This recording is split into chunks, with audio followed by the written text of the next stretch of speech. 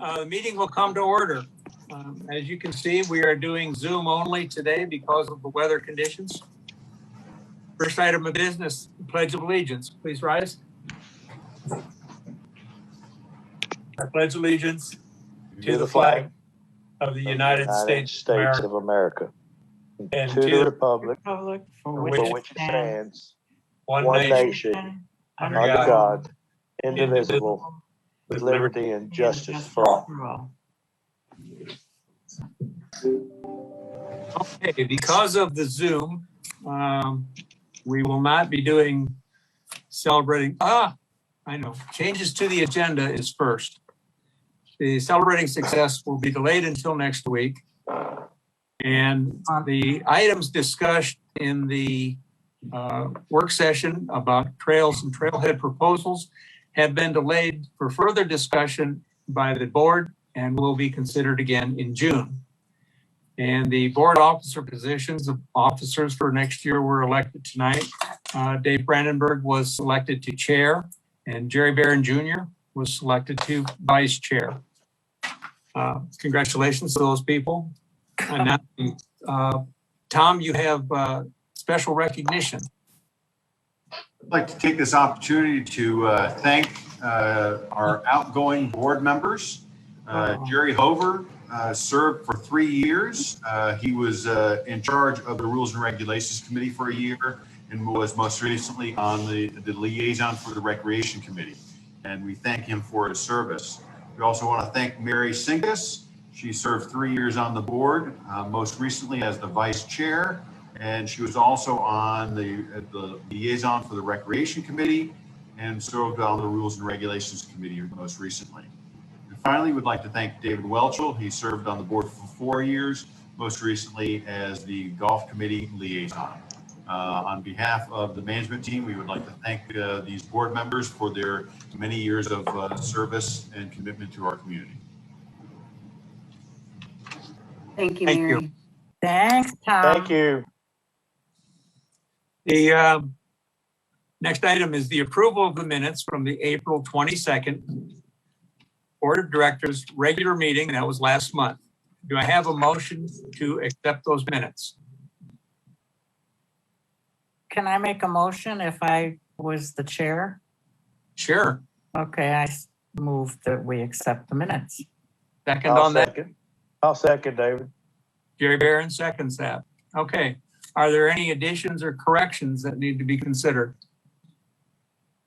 Hearing none, we'll go ahead and vote. All those in favor of approving, hold your hand up. Aye. Aye. Aye. Sounds like they're approved. Next is the work session from last week, May 20th. Do I hear a motion to approve those minutes?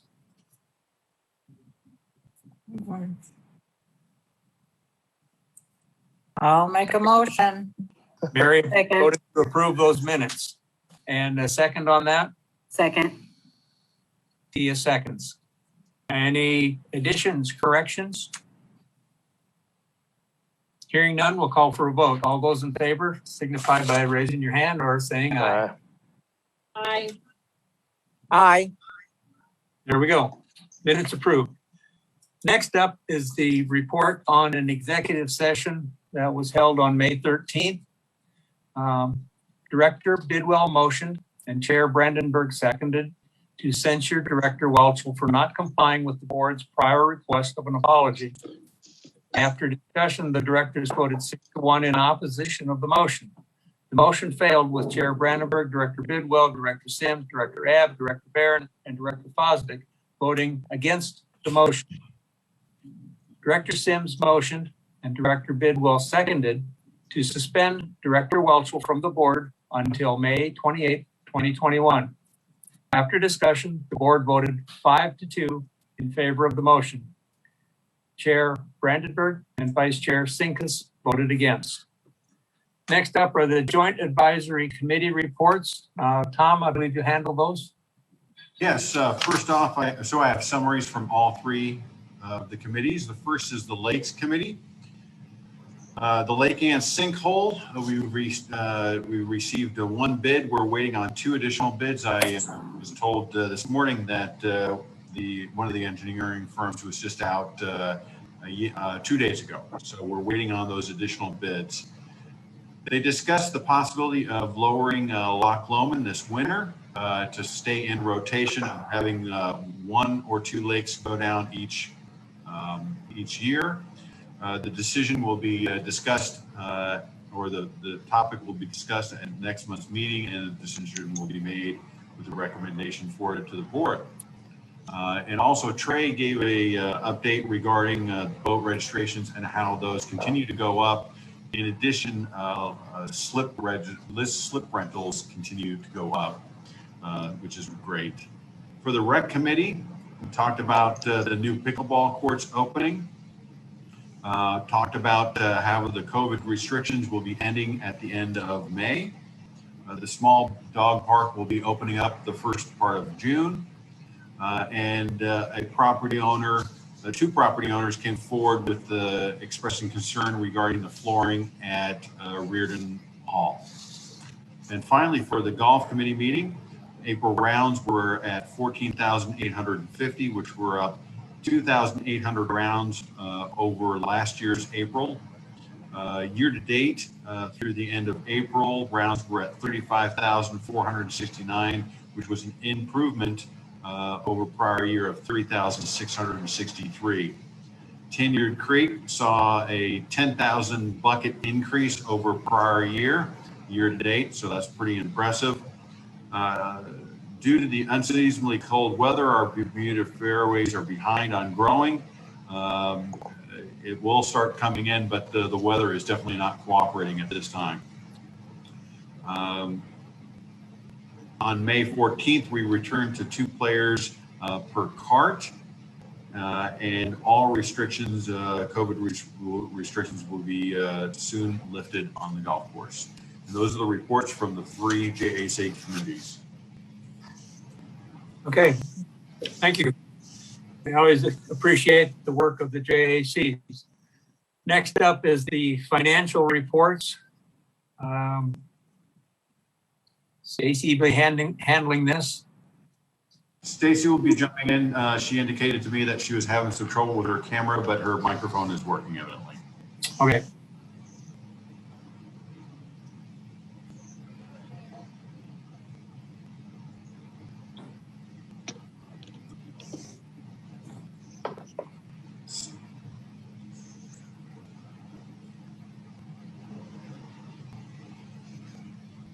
I'm sorry. Okay, so first up, we actually have Keith.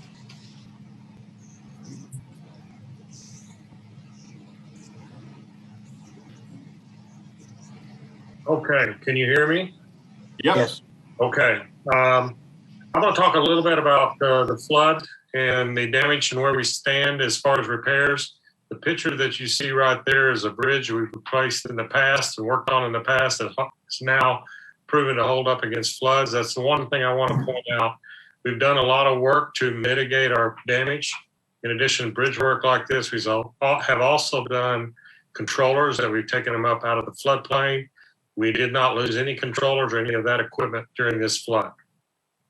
If you go to the next picture, we did have, this is typical, this is number 11 at Bella Vista Country Club, the crossing that we put in several years ago, and it just gets a lot of debris on it, but it's also working well.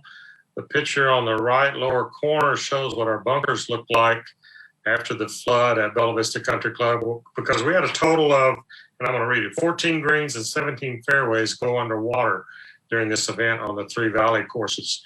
And at Bella Vista Country Club, it washes out those bunkers and leaves that debris there that we have to haul out and put new sand. If you go to the next picture, you'll see where we actually had some liner damage in one of the bunkers. That's number 11. That liner damage was repaired earlier this week, and all of our bunkers are back in condition. The only thing left to do in our repairs, we still continue to pick up and haul off rock from our fairways, and the cart path repairs, we have several cart path repairs that will be done at a later date. So that is basically my flood report. If anyone has any questions about that, I'd be happy to answer them. this event was kind of like ones in the past, not any worse and not any better. So it's getting to be a standard procedure for us. As far as my operational expenses, and I don't know, Stacy, to speak on this, but basically, we have salaries and benefits that are below for the year. That's due to unfilled positions. Currently, we have 5 seasonal positions not filled, and as of now, we have another full-time position not filled as well. And we believe it has a little bit to do with pay rates, but there's so many jobs open out there right now. We're just having a hard time filling.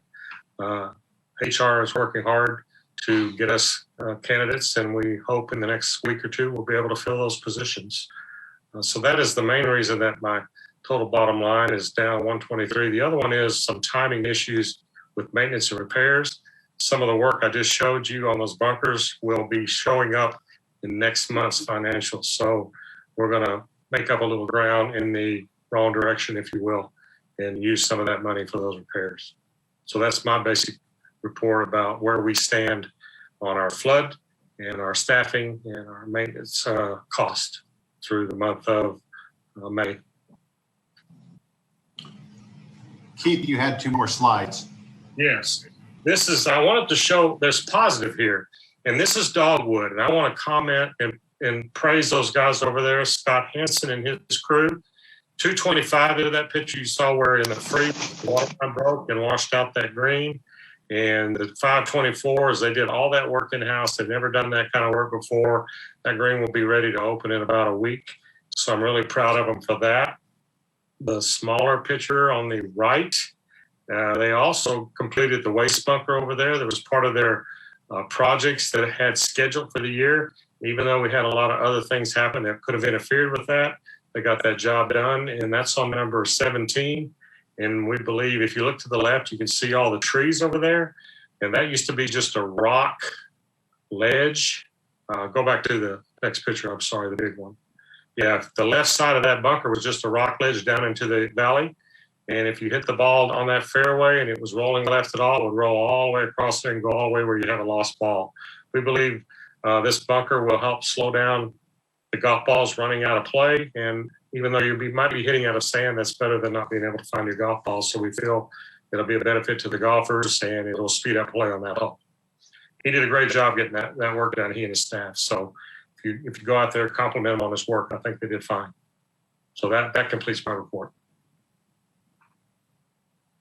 Thank you, Keith.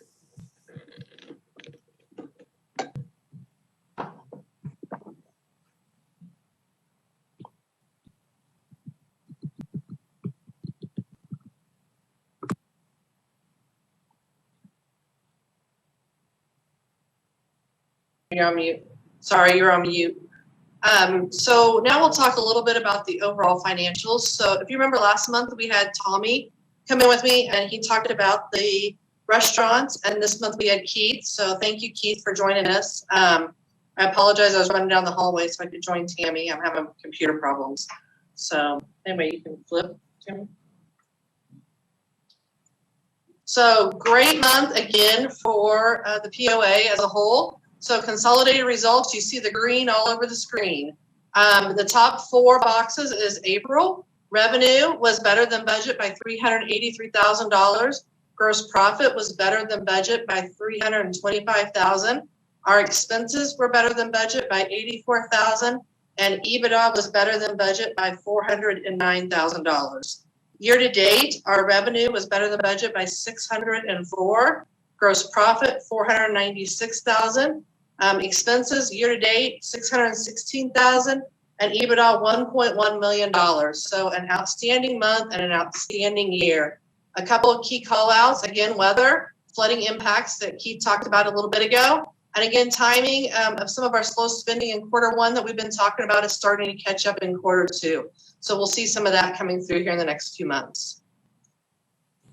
So if we talk about the POA, and again, you can see the financial reports that are included in the presentation are posted on our website, and the addresses at the bottom of the screen.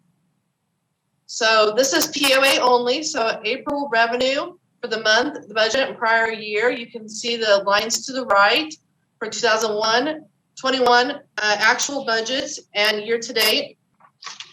So the POA, food and beverage, 85,000. So Highlands was $11,000 better than budget. Lake Point, 21,000, and the Bar and Grill, 49,000. Food and beverage had an outstanding April. Golf was 77,000. Green fees were up 50,000 better than budget. Cart rentals 21, and the pro shops 32. Recreation, the RV park 18,000, boats 3,000, and facilities 8,000. And then some of the other areas, transfer fees 56,000. They did over 600 transfers this month. Past due assessments 17,000, advertising 7,000, and activity cards 7,000.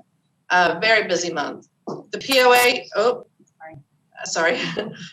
Worse than budget, a few areas, really not big dollars in any area, but facility fees, 7,000, coming out of some of the COVID constraints there.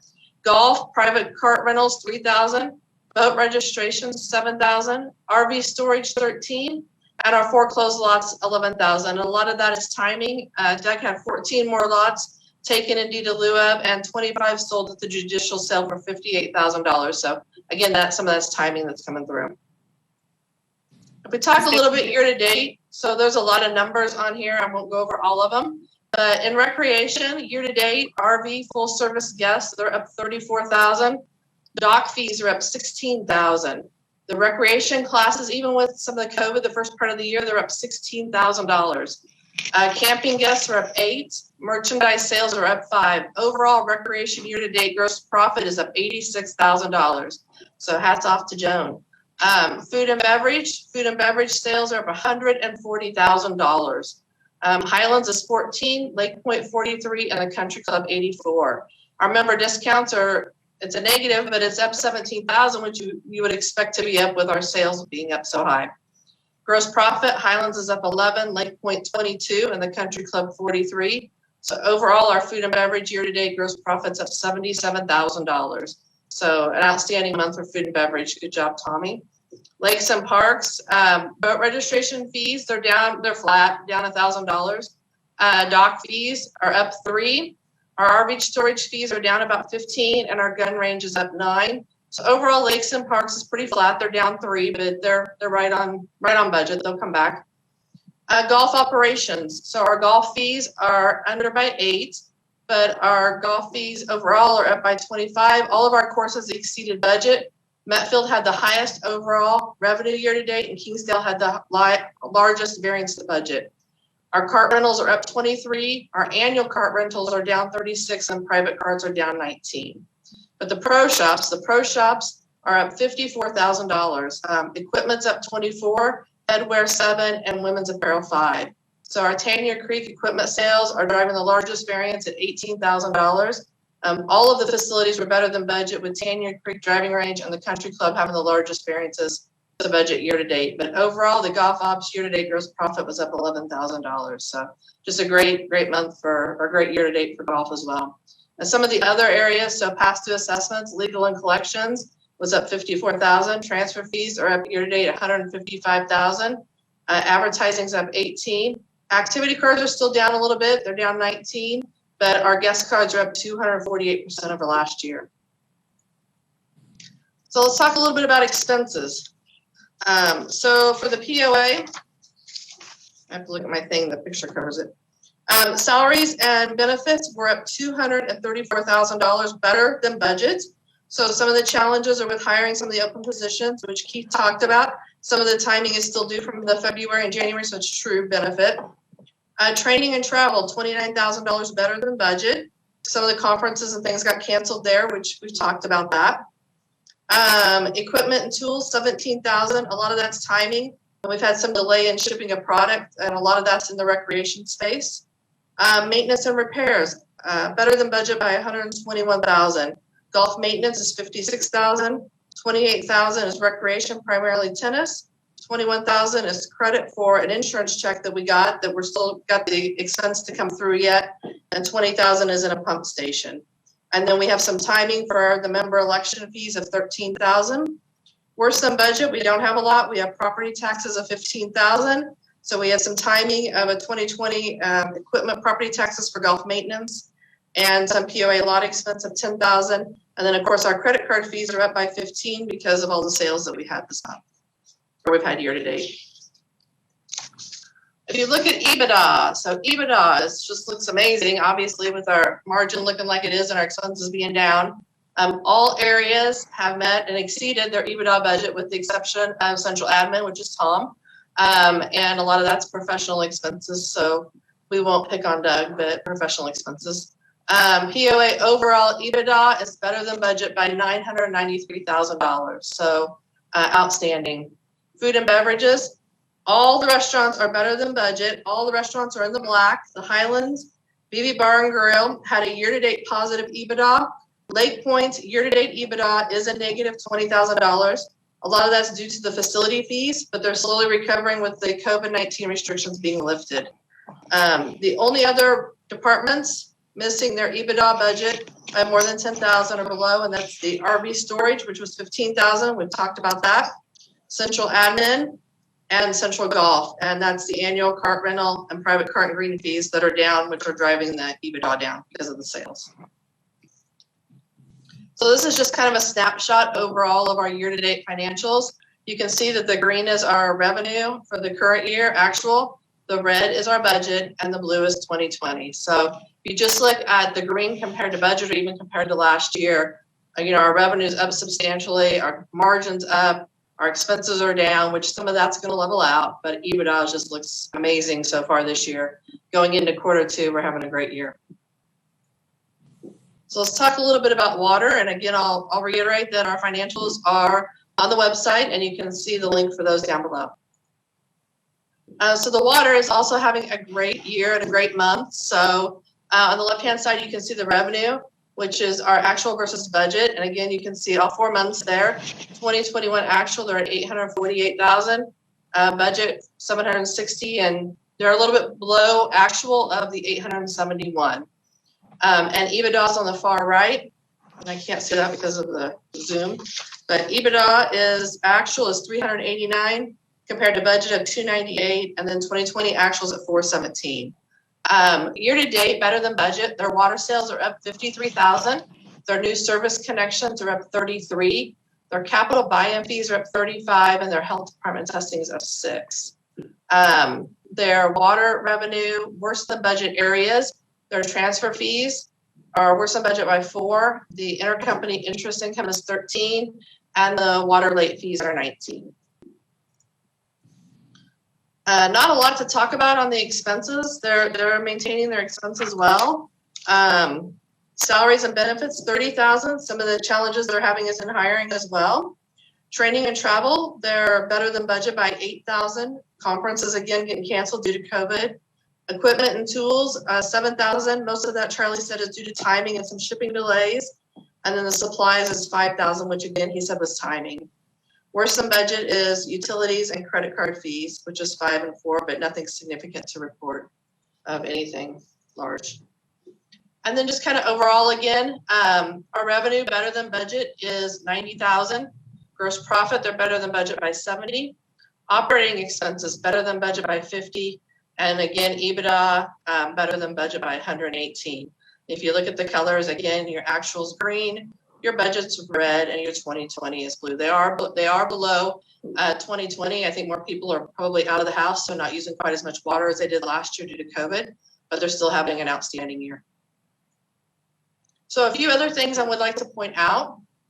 The first being our 2021 loan commitment. So we've had just such an outstanding year that in April, we decided to pay off our loan commitment for 2021. So if you remember during budget season, we made the commitment to pay $280,000 towards our loan that we have with water. So in April, we paid the remaining $130,000 that was due on our loan. So we have paid a full $280,000 year to date on our loan commitment. And so that has been paid in full. I'll have balances there. We may pay more of that off towards the end of the year, but we'll wait and see what happens with our cash as we move further into the year. And then the other thing I want to point out is our 2021 POA reserve commitment. So if you remember, we put the dollar in for the 2020 plan for each of our paying lots, and we have paid that in full now as well. So the POA reserves are at $315,000. That includes interest. It's in a separate account. And we've actually paid that early as well, so it'll be drawing interest this year. And that commitment has been completed for 2021 as well. And you can see on there that water now has a cash balance of 3.4 million. Our POA reserves is 315,000. The POA has cash of 1.67, almost 1.7 million still after we paid off the loan and we paid off our reserves.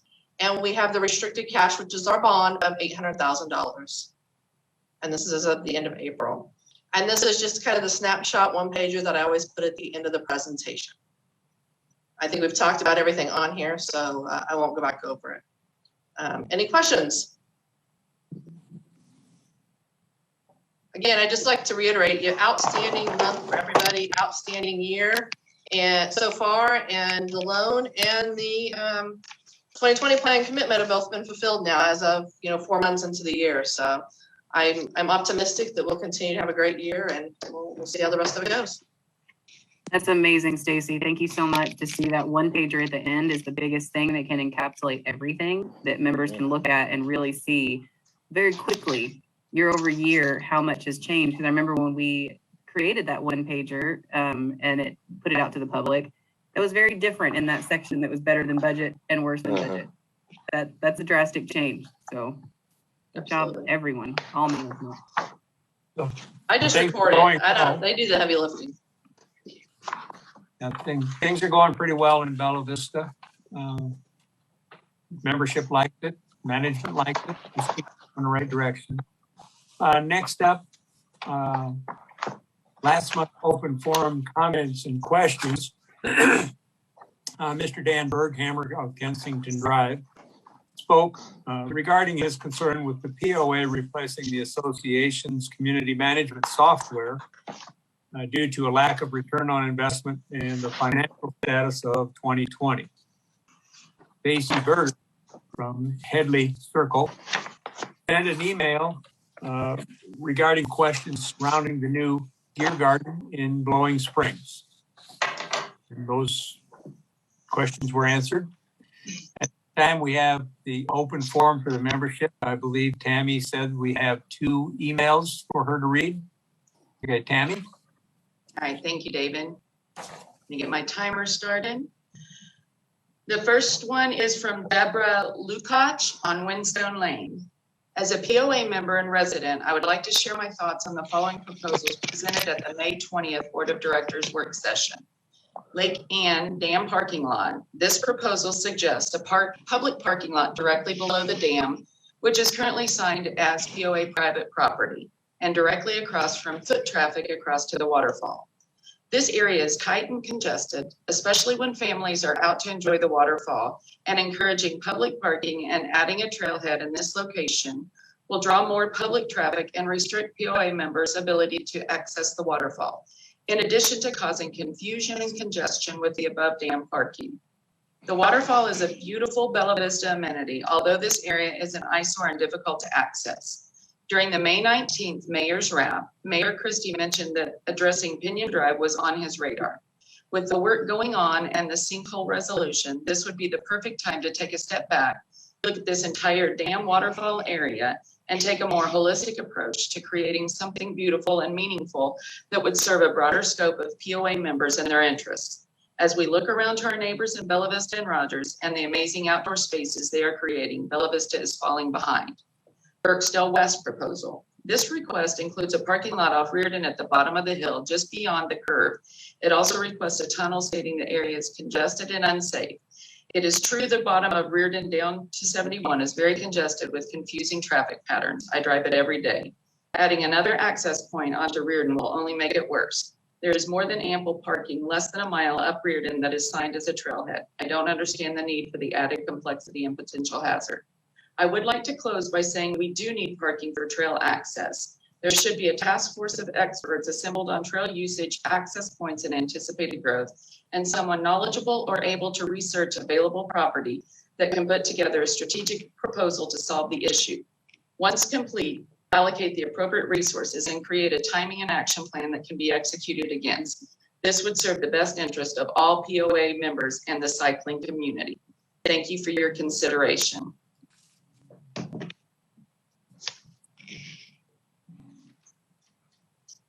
And the next email is from Nathan Forst, Bolton Lane. Dear board members, I understand some of the arguments for and against the proposed trailheads. However, one argument made about any trailhead benefiting others, specifically the future fat tire, is exactly true and exactly what will happen. That specific trailhead will also benefit Casey's, businesses in Cunningham Corner, members who want to hike the trail that goes along Sugar Creek, members who want to use the old golf course to access Sugar Creek, or to walk, play with their pets on the old cart path. I can tell you that people do use Cunningham parking and the dermatology parking lot to access that trail area. I can confidently tell you that because I am one of the guilty parties that does it. Any new business in the community will benefit the POA and needs to be welcomed. If the POA can assist a new business, in my opinion, they absolutely should, as should the city, when any variances that are reasonable are requested. I think we lose sight of the fact that we are all one POA and one city as well. It's the same people that make up both. For one to succeed, we need the other to succeed. We want good streets, adequate police, fire and ambulance departments, as well as quality amenities. To have those things, we need investments from outside parties, whether that is homeowners investing in new homes, business owners investing in new locations, or through grants to make our amenities nicer. Any new trailhead located anywhere adds additional access to the trails, which would argue is one of the biggest attractions to the city. I don't understand the argument against additional ways to access any amenity. The trails are always referenced as mountain bike trails.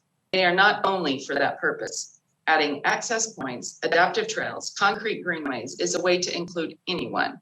If we build those things, it will allow people who can't or don't want to bike the benefit of being able to get out and experience the outdoors and part of Bella Vista that would otherwise be inaccessible. Why is it always an argument against them? I think it would be tough to find anyone that simply hates being outside and hates being able to access nature and trails. There are some that dislike mountain bikers, although I can't fully understand why. There are a few people who are on Little Sugar or Back 40 trails more than me, and I have never witnessed anything but kind, polite people. We do not trash the areas. We do not intentionally leave litter behind. We do not leave our cigarette butts behind. Yes, if you remember, that was an argument against the trails, as silly as it was, and we don't get drunk and ride our bikes. The last two suggestions proves those who make the claims are simply digging deep to find something to object to, or are woefully uninformed on how you ride a mountain bike. The concentration it takes and the type of people who ride.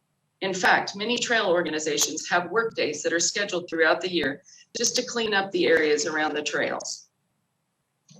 I fail to understand why it is always a knife fight when anything the trails is proposed, and the trails solely for the use of members. And that's 3 minutes.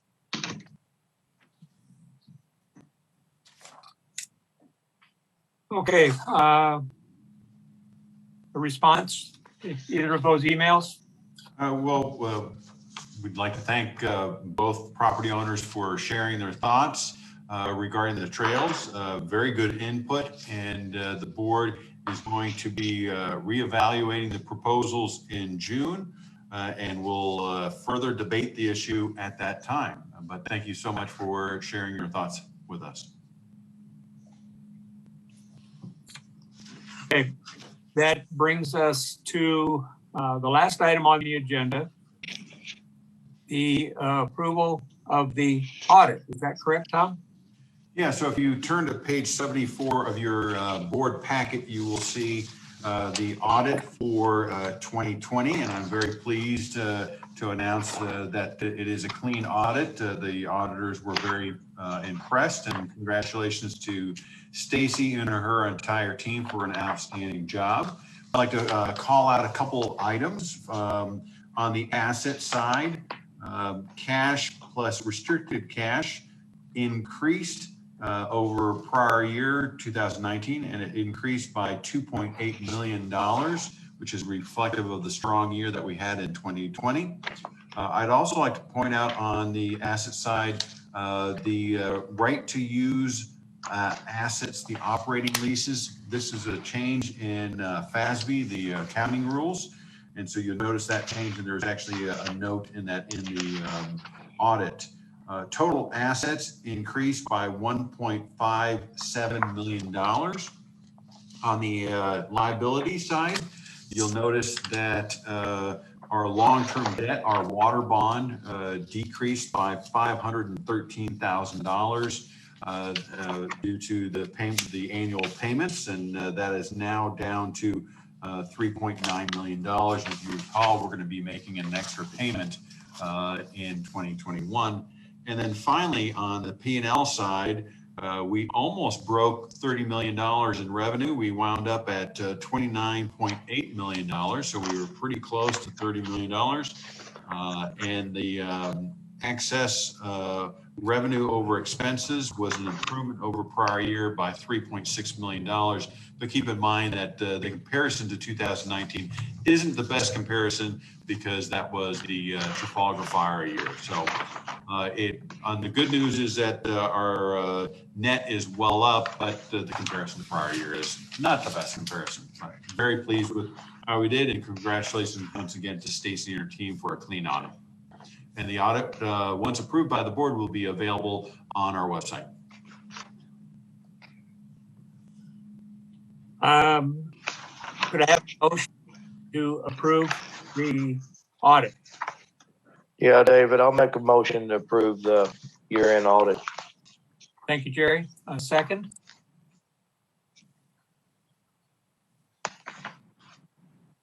Second. I'll second. Mary makes a second to approve that.